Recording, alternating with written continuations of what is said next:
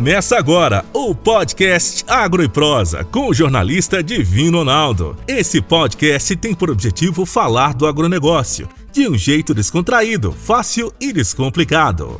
Com vocês, Divino Ronaldo e o Agro e Prosa. O meu entrevistado de hoje é André De Bastiani, coordenador do Rally da Safra. E o tema da nossa entrevista será Desempenho das lavouras de soja pelo Brasil.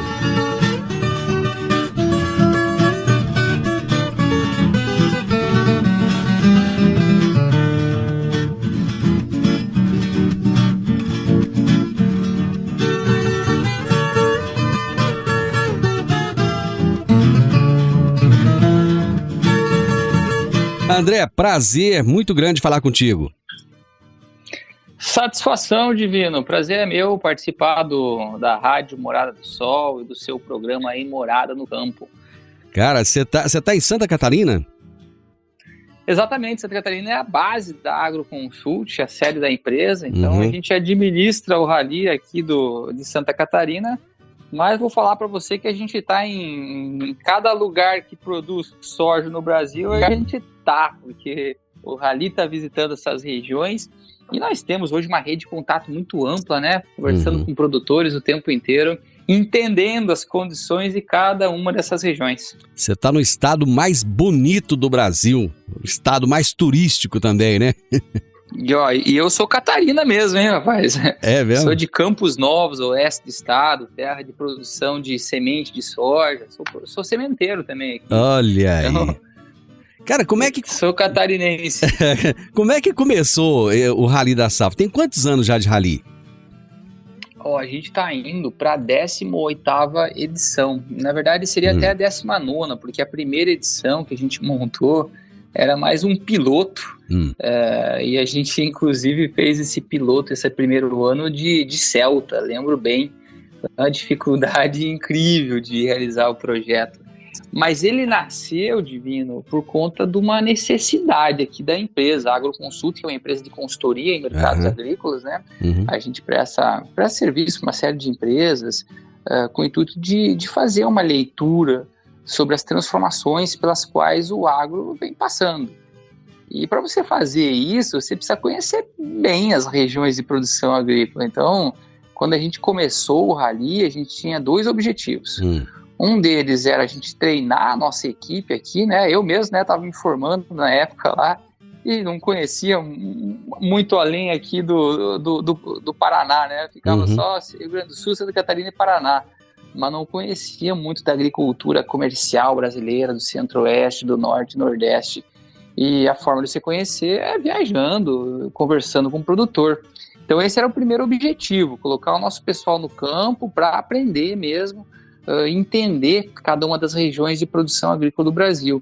E o segundo objetivo naquele momento era nós fazermos uma coleta de dados, né? Porque nós sempre fomos muito carentes de dados para a gente trabalhar aqui na consultoria, seja dados oficiais, seja dados mais regionalizados. Sempre foi muito difícil ter acesso a esses dados. A gente não tem aqui um USDA, né, que é o Departamento de Agricultura dos Estados Unidos, que é uma coisa gigantesca e que tem dado até sobre a produção de mirtilo em cada distrito. É verdade. Aqui a gente não tem isso, apesar de todo o trabalho de IBGE, CONAB.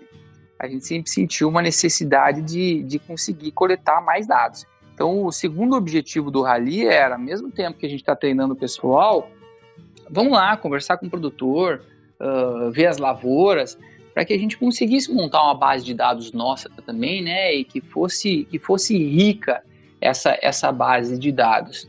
E da mesma forma como a gente percebia que nós aqui na consultoria tínhamos muita pouca informação do que acontecia no Brasil, os produtores que estavam lá na ponta, e daí vamos falar lá do produtor lá em Balsas, do Maranhão, o produtor que estava em Querência, aqui na época do Mato Grosso, que na época era muito ainda isolado, tinha muito menos informação do que acontecia nas outras regiões, do que acontecia no mercado como um todo.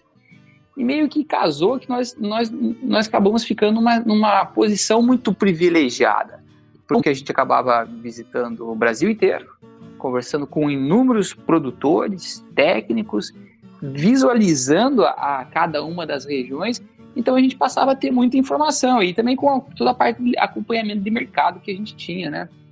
Então o Rally passou a ser muito bem quisto também por esses produtores que a gente visitava, porque quando a gente chegava lá, já fazia um churrasco, preparava já um bolo, e a gente começava a conversar e ficava lá a tarde inteira conversando com esses produtores. Era um modelo bem diferente do atual, né?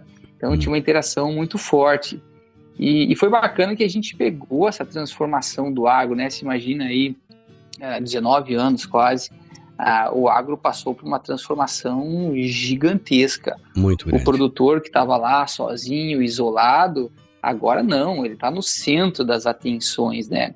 E hoje é bacana a gente ver que o produtor reconhece que a gente participou dessa evolução do agro, que a gente participou dessa caminhada junto com ele.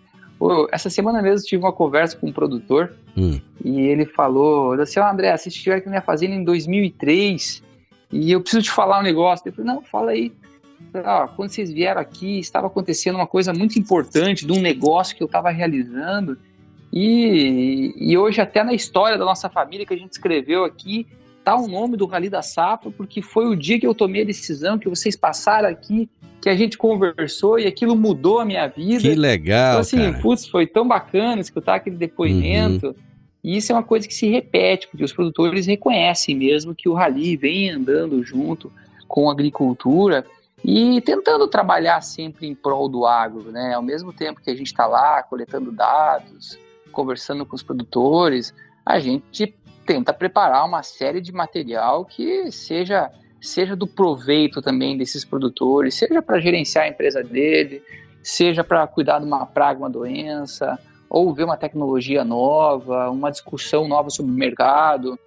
E desde então, o Rally ele ganhou proporções aí, vamos dizer, gigantescas, né? Hoje a gente faz mais de 100 mil quilômetros todo ano, percorremos todas as regiões de produção de soja do Brasil, desde o Rio Grande do Sul, passando por todo o norte e nordeste do Brasil, e a gente fala com muita gente e coleta muita informação. E ao longo do tempo, até os próprios patrocinadores, né, as empresas que estavam com a gente, eram nossas parceiras, acabaram vendo também uma oportunidade, né, de se posicionar junto com o Rally como uma empresa que está ajudando, que está trabalhando em prol do agro, que está ajudando o Rally a coletar informação, que está ajudando o produtor. E isso foi muito importante para a gente, porque lá no comecinho lá de Celta, era nós mesmos, fazendo o nosso dinheiro aqui, sempre com uma limitação muito grande. E a partir do momento que a gente teve empresas também ajudando, então que a gente conseguiu aumentar o projeto, ir para mais regiões, envolver mais gente. E claro, a situação mudou muito, né, Divino? Hoje a gente tem um canal de comunicação muito mais rico, muito mais fácil você entender o que se passa em cada uma das regiões. Eu até brinquei esses dias que se antes o objetivo do Rally era levar a informação ao produtor, hoje o objetivo é muito mais de filtrar a informação, né? É, filtrar. Escuta cada besteira por aí, rapaz, e a gente, como tem muito acesso a muita coisa aqui, a gente consegue filtrar melhor essas informações e fazer um debate de alto nível. Então o Rally acabou se consolidando como um grande projeto hoje de levantamento de safra e de comunicação. Desde o início, desde o Celta, já se chamava Rally da Safra ou não? Não, aquela época lá era Caminhos da Safra, o primeiro. Daí depois que a gente mudou para o Rally da Safra, que foi a primeira edição. Então, desde então, se consolidou como um grande projeto de levantamento de safra, de comunicação, e a gente todo ano vem se reinventando, fazendo coisa nova. Agora mesmo com a pandemia, a gente mudou muita coisa aqui no Rally, muita coisa mesmo. E mudanças, Divino, que vieram para ficar, que eu não tenho dúvida. Hoje, por exemplo, a gente tem usado muito as redes sociais, a gente tem produzido muito material para compartilhar com os produtores, material audiovisual. Então até vou fazer o convite aqui, se você me permite. Sim, à vontade. Quem ainda não acompanha o Rally da Safra pelas redes sociais, entra lá no Instagram, no Facebook, no YouTube, que tem uma série de materiais que a gente tem produzido. Inclusive a gente montou aqui esse ano um estúdio dentro da empresa e a gente tem a TV Rally. Então toda semana tem 2 episódios que a gente fala aí o que está acontecendo no campo, faz o link com os nossos técnicos, conversa com produtores, entrevista especialistas. Entrevistei umas pessoas sensacionais essa semana. Semana passada foi um entomologista também, uma fitopatologista. Então, umas conversas assim de altíssimo nível. E esse material fica todo à disposição lá dos produtores, né? Ou quem mais quer seguir, para poder consumir esse material que é de muita qualidade. Eu assisti a coletiva que vocês fizeram de abertura do Rally. Cara, sensacional, altíssimo nível, coisa de gente grande mesmo. Até aqui hoje é quarta, né? Isso. Semana passada a gente fez uma nova divulgação de dados do Rally, porque antes de começar o Rally a gente já faz uma estimativa de safra, inclusive que era uma estimativa aí de 132,4 milhões de toneladas, era o número que a gente vinha trabalhando para a safra brasileira lá no comecinho do ano. Já tem número novo? E agora foi. Não, se já tem, não divulga. Não, então peraí, então não divulga não, que eu tenho que fazer um intervalo agora. Aí você já espera o intervalo, vamos deixar o pessoal aqui na expectativa e a gente fala já já. Agro e Prosa.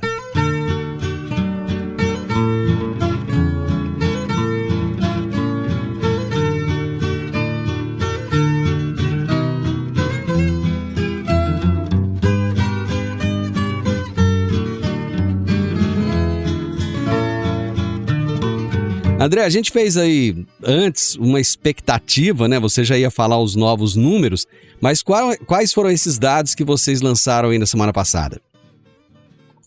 Muito bem. Bom, semana passada a gente divulgou uma nova estimativa do Rally. O Rally, conforme vai evoluindo, né? Passando pelas regiões e atualizando os dados, a gente atualiza os nossos números também. E essa é uma safra muito irregular, né, Divino? O pessoal do Centro-Oeste aí mesmo, que sofreu bastante esse ano, principalmente por conta desse início de safra que foi muito irregular. Houve muito atraso. E que trouxe uma dificuldade para nós também, que estamos avaliando a safra, muito grande. Mas o interessante de tudo isso, e desde que a gente começou a acompanhar a safra lá no ano passado ainda, é que o ânimo veio mudando. Se você pegar o que a gente tinha lá de estimativas em dezembro, que passou em janeiro e passou para agora, ela foi melhorando porque lá atrás o cenário era muito turbulento mesmo. Agora, quando a gente chegou em janeiro, a gente já viu que algumas regiões o clima começou a se regularizar, e agora em fevereiro, com a ida do nosso pessoal para campo e consolidando os números, a gente revisou mais uma vez positivamente os nossos números. Hoje, a estimativa de safra de soja que a gente vem trabalhando é de 134 milhões de toneladas. Uau! De produção de soja. Número alto, hein, cara? Então é um novo recorde, né? No passado, por exemplo, a gente produziu 125,5 milhões. Então é um crescimento considerável. E tem dois componentes desse número aqui, Divino, que vale muito a pena a gente explorar. Porque vamos lá. Qual é o resultado de uma safra de 134 milhões? O que nos leva a uma safra de 134 milhões? Primeiro a gente tem que analisar área e depois produtividade. Eu vou começar falando de área. E isso é um dado fantástico. Nós temos hoje no Brasil uma área plantada de soja de 38,4 milhões de toneladas, de hectares, desculpa. Se comparar com a safra passada, a gente está falando que só em um ano, que foi esse ano agora, essa safra, nós crescemos nossa área em praticamente 1,5 milhão de hectares. E você sabe o que é legal nisso tudo, André? É aumentar isso sem ter que derrubar a árvore, cara, aproveitando que já estava aí, pastagens. Perfeito, exatamente. O pessoal me pergunta, André, mas onde que está tudo isso daí? Essa área está espalhada pelo Brasil. E quando a gente olha majoritariamente onde ocorre esse crescimento, é em área de pastagem. Área de pastagem que foi convertida. Se nós pegarmos, por exemplo, aqui, o próprio estado de Goiás, que você olha assim, não tem tanta área para crescer. Essa safra, o estado de Goiás deve ter crescido algo em torno de 150 mil hectares. Cara, 150 mil hectares é chão. Eu passo muito aqui pela região aqui da Aparecida do Rio Doce, no sentido do Caçu. Era uma região só de pastagem, em alguns lugares com cana. Cara, onde tinha pastagem já virou soja. E em alguns lugares que ainda tem pasto, eu tenho certeza que ano que vem vai estar com soja, cara. O momento que a gente está passando hoje do mercado de soja, ele é muito favorável, né? E para a pecuária competir com esse cenário é muito difícil. Então, o pecuarista acaba abrindo mão dessa área para um produtor de soja, ou ele mesmo acaba convertendo, né? Porque é um cenário muito rentável mesmo. E isso que está estimulando esse crescimento de área. Para a próxima safra, eu não tenho dúvida que a gente cresce mais esse 1,5 milhão de hectares. Então, esse era o primeiro aspecto que eu queria trabalhar dessa safra, que é um crescimento aí muito interessante em termos de área plantada.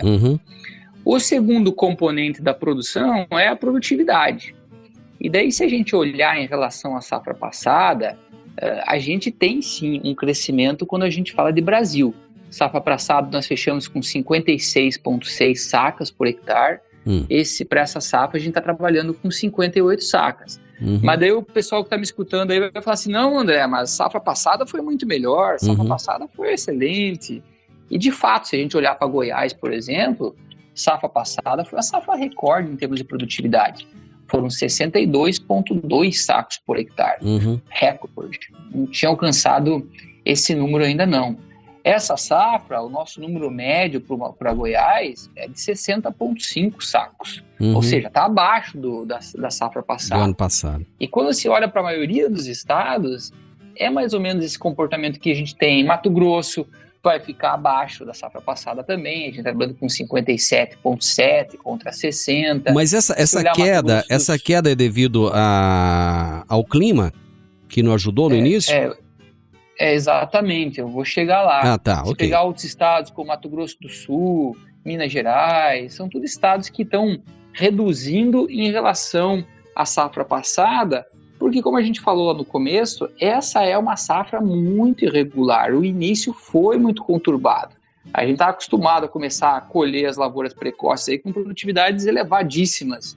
Esse ano não, as lavouras precoces, em termos gerais, tá? Claro que depende muito das regiões, elas sofreram um pouco mais. E algumas regiões a gente teve alguns períodos de veranico, pega aí o Piauí, por exemplo, o estado do Piauí tem um veranico mais forte.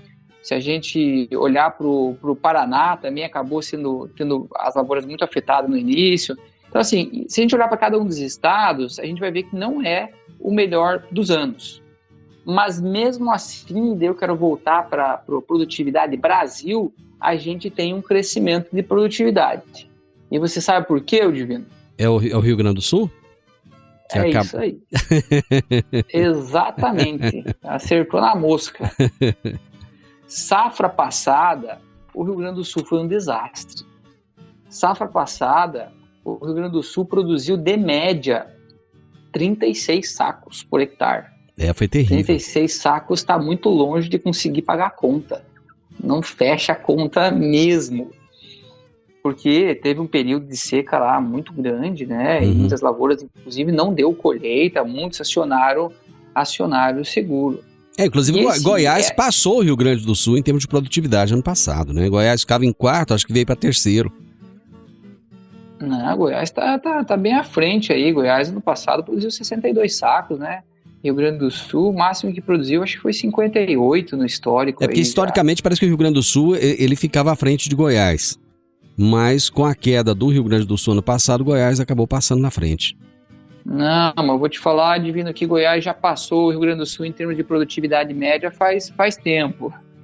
Porque o Rio Grande do Sul tem muita área, principalmente no sul do estado, né, metade sul do estado, que produz menos. Mas que também são áreas que têm um custo baixíssimo e um preço elevadíssimo, que está perto do porto. Então isso acaba puxando um pouco a média do Rio Grande do Sul para baixo. Mas o fato é que nessa safra, o Rio Grande do Sul teve um início de safra um pouco mais atrasado também, né? Só que ele tem uma diferença do Centro-Oeste. No Centro-Oeste aí, vamos pegar o Mato Grosso, que eu gosto de usar o exemplo do Mato Grosso, que tem uma área de plantio, inclusive, de algodão safrinha muito grande. O que faz o produtor de algodão? Ele começa com a soja lá no dia 15 de setembro, quando acaba o vazio sanitário, começa a plantar, colhe essa soja geralmente ali no comecinho de janeiro e planta o algodão. E assim, o produtor de algodão, ele é produtor de algodão. Por acaso, ele planta soja também. E essa safra, no Mato Grosso, ele não conseguiu plantar ali no dia 15 de setembro. Na verdade, ele foi plantar para quase final de outubro. Uhum. E o ponto que eu queria chegar é que no Centro-Oeste, esses produtores, eles acabaram plantando mesmo com uma condição climática ruim ou com baixa umidade no campo. Por quê? Porque eu tinha que plantar o algodão ou porque tinha também que plantar o milho segunda safra. A janela vai fechando, né, cara? A janela vai fechando, exatamente. Já no Rio Grande do Sul, que também atrasou o início da safra, você não tem a segunda safra, não tem esse período aí que tem que correr para fechar a janela da segunda safra. Então o produtor, inclusive, conseguiu esperar um pouco mais até que tivesse uma condição climática um pouco melhor para plantar. E hoje o desenvolvimento das lavouras do Rio Grande do Sul são bons. Até a gente está agora com um veranico aqui, fevereiro está sendo meio seco, mas a estimativa é muito boa. Então, voltando àquilo que a gente vinha falando de produtividade no Brasil, recuperando ou ainda crescendo em relação à safra passada, muito se deve a essa recuperação do Rio Grande do Sul, que deve bater uma safra aí perto dos 55 sacos por hectare. Então, isso ajuda a consolidar esse nosso número aí de 58,1 sacos por hectare, que é o que a gente vem estimando até então. Uhum. Até então eu digo por quê? Porque o rally ainda está no campo, a gente está ainda, inclusive, semana passada estávamos aí na região mais leste de Goiás, essa semana a gente está percorrendo já o Paraná e Santa Catarina, na próxima a gente vai para o Norte e Nordeste, depois a gente volta e faz ainda o Rio Grande do Sul, então tem muita coisa para a gente ver. E conforme vai passando o tempo, a gente vai atualizando esses dados também para vocês. Agro e Prosa, falando do agronegócio de um jeito descontraído, fácil e descomplicado.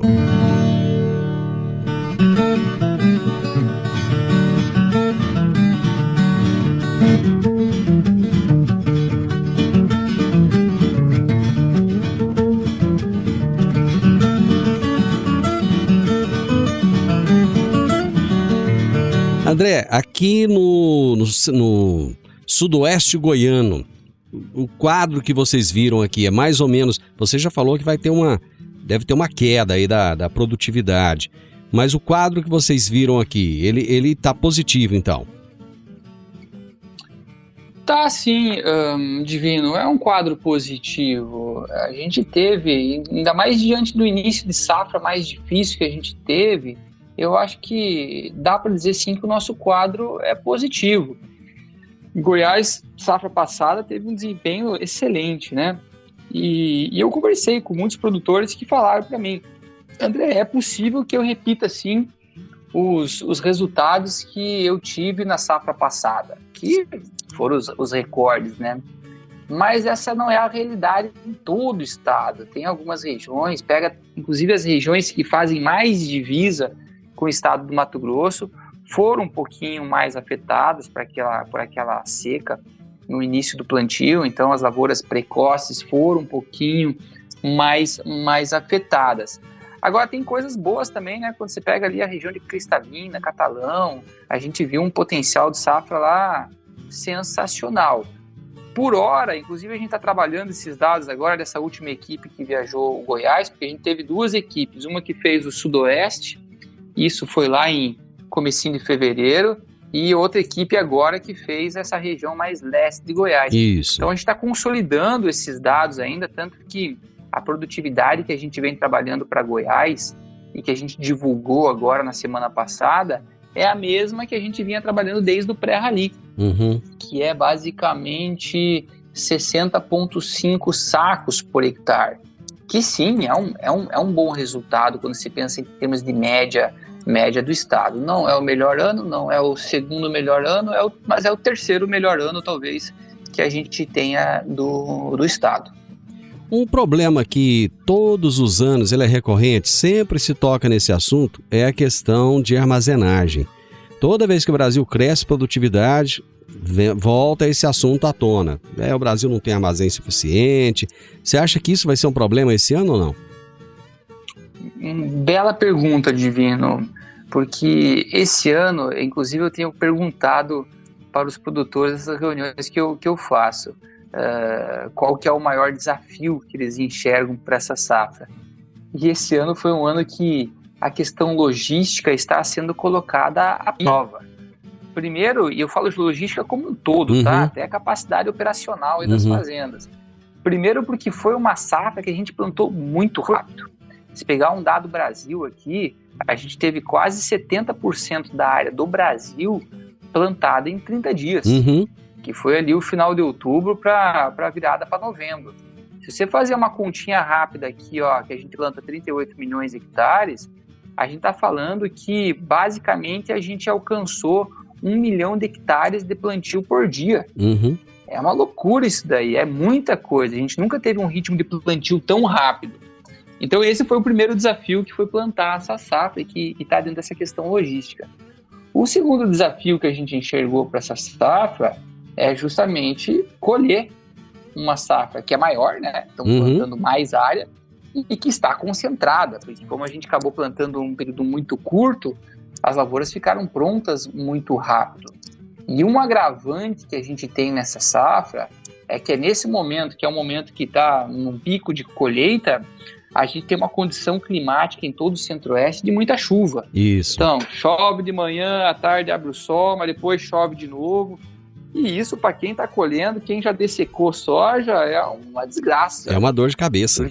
Terrível. É uma dor de cabeça enorme. Porque, primeiro, você tem uma dificuldade para entrar na lavoura. E segundo, você acaba colhendo muitas vezes com um grão mais úmido. Ou ainda com um teor de ardido um pouquinho maior. Que daí acaba virando desconto lá no silo. E daí vamos adiante nos desafios logísticos, né? Se nós estamos colhendo num período de muita chuva e estamos entregando com o grão muito úmido, você precisa de uma capacidade de secagem dentro dos armazéns grande. Então você começa a fazer um pouquinho de fila lá para entregar, porque o armazém tem que secar até conseguir receber a outra soja. Então, outro desafio logístico, não é mesmo? E não para por aí, Divina. Depois a gente tem que escoar essa safra. Tem que levar ela primeiro da lavoura até o armazém, que não sei se vocês acompanharam algumas imagens, notícias da semana passada, em algumas regiões, principalmente lá no Vale do Araguaia, do Mato Grosso, tinha filas lá de 200, 300 caminhões parados na estrada por conta de condições de estradas muito ruins. Mas tem também o escoamento dessa safra até os portos, tem a exportação dessa safra nos portos. A gente está colhendo essa safra mais atrasado, né, em relação aos anos anteriores. Fevereiro, por exemplo, era para a gente ter exportado lá um volume de soja muito maior. Isso. Só que essa soja não chegou até os portos, porque atrasou a colheita, e quando chegou a gente teve ainda bastante chuva. Então, se a gente não exportou em fevereiro, essa soja passa a ser exportada em março.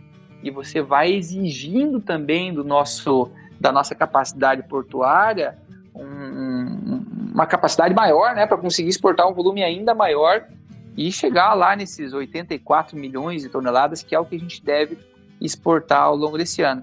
Então, voltando à sua pergunta, sim, a gente tem um problema logístico, mas que não se restringe só a armazéns, ele é um problema, vamos dizer assim, estrutural do Brasil, mas que, vou te falar uma coisa que é um alento, tá, Dino?